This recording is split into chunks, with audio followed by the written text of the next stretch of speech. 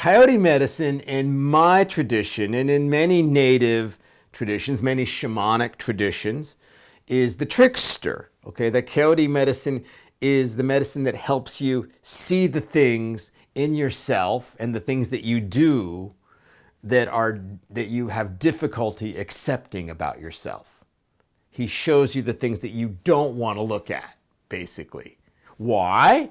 So healing can happen. The coyote's healing power is he brings, awareness into, he shines light on the darkness so you can see the thing that's getting in your way, the thing that's eating your lunch.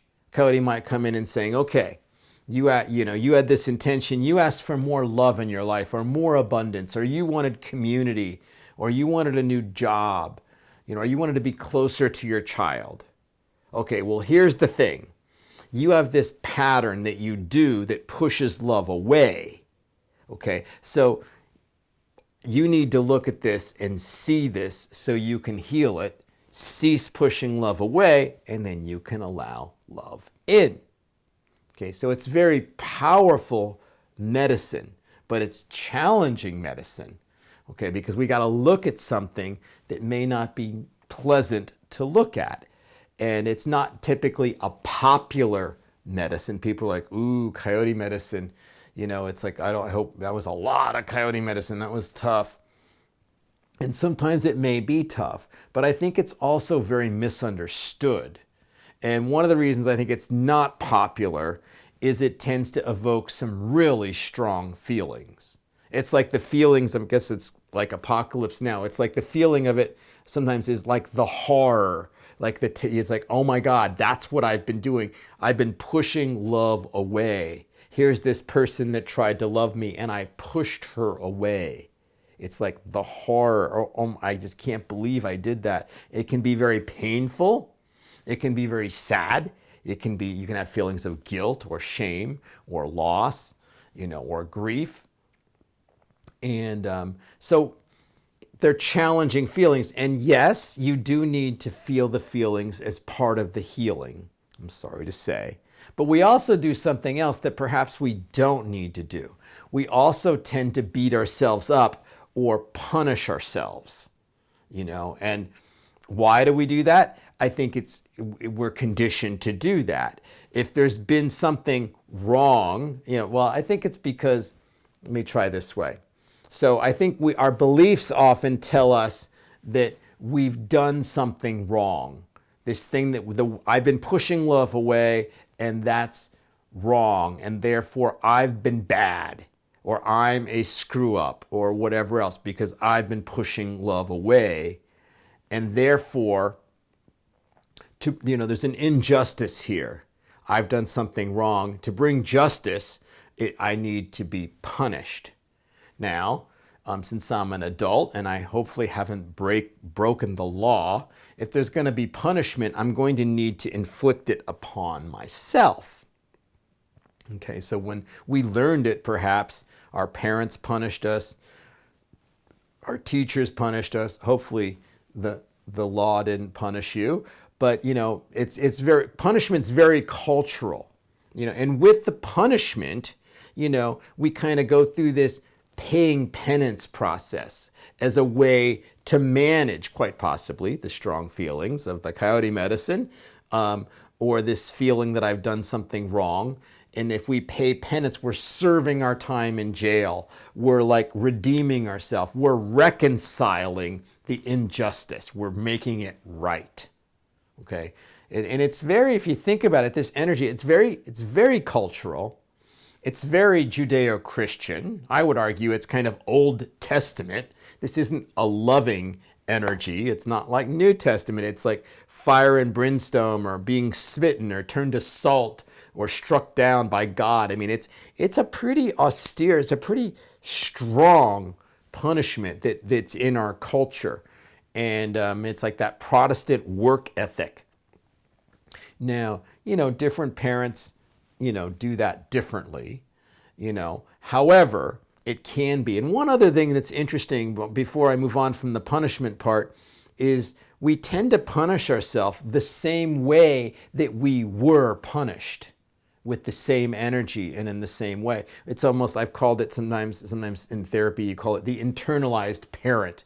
So if I was, punished, humanely and compassionately, if there is such a thing, I think there's probably something as compassionate punishment, then that's what I will do. Or, unfortunately, in the other case, if I've been punished abusively or violently or harshly or whatever else, that's likely how I punish myself. So that's just a little side that just helps you understand how this works. So, when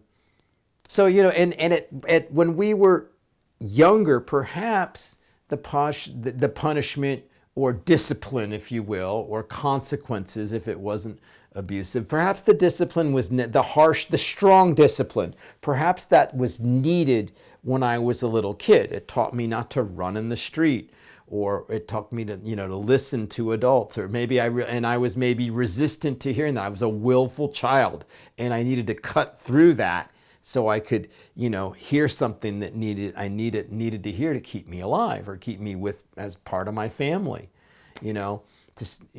or maybe I was a willful adolescent or willful young adult in his 20s, and I needed that to see. The punishment kind of shocks us out of the willfulness or the stubbornness or the denial, so I can see what I'm doing to myself or see what I'm doing to someone else.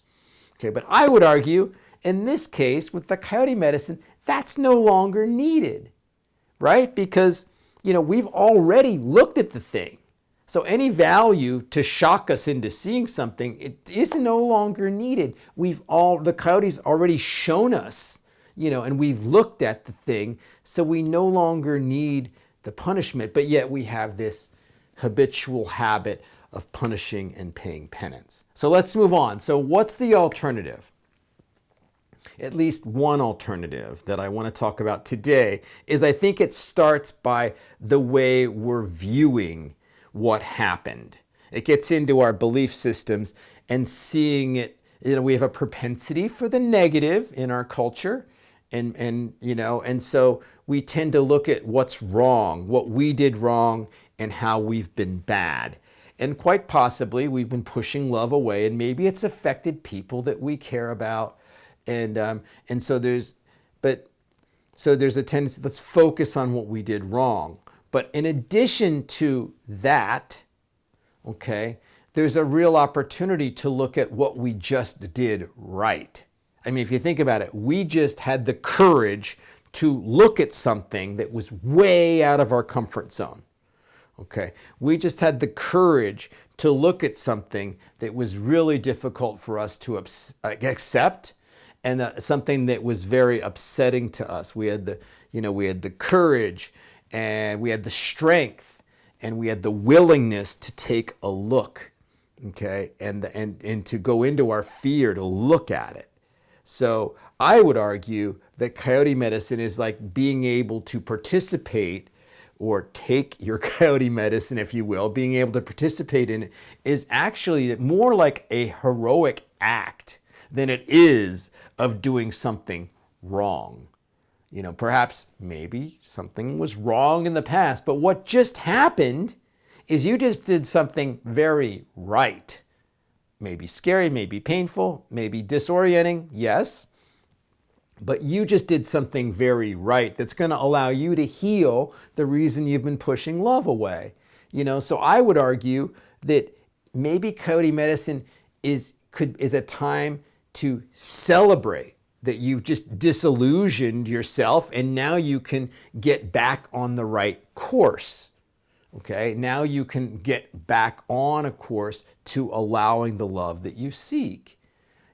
So it's a way of, it's 180 degrees off. Rather than seeing what's wrong, let's look at what's right. Let's give ourselves some credit. We just were a warrior. We just looked at something that was terrifying. Okay, and that's going to allow this amazing healing. It's time to celebrate that you allowed yourself to see this thing. And that's what we do when we get together at retreats and in workshops. We have that support there and the tone is set, so it's a thing to be celebrated and honored. And yes, felt, and yes, cried about, and yes, looking at the fear and the guilt and all that, but it's done in a way that's like, this is right, this is the work, this is the healing. So once we do that, it tends to break the cycle of punishment and paying penance. Now, it still is a tendency. You go home from retreat and those patterns are still there. So you have to be aware of the pattern. It's like, I just looked at something that's pretty revolutionary and that's pretty scary. So I'm going to have a tendency to maybe punish myself for the next couple of weeks. So I need to be really aware that I don't do that. And if I see myself doing it, I just say, okay, I see myself doing it. I don't need to do that. Rather, I can celebrate that I had the courage to look at something that's going to change my life.